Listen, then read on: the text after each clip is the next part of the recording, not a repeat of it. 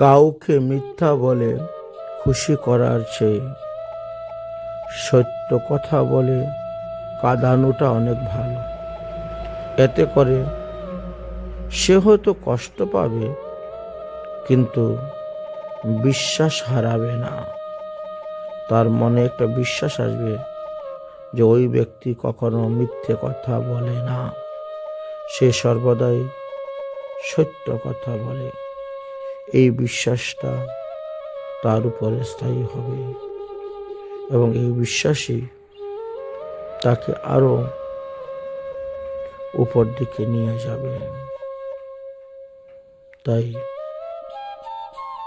কিছু লোকের কে খুশি করার জন্য কখনো কেউ কাউকে মিথ্যা কথা বলতে যাবেন না, সত্য কথা বলবেন।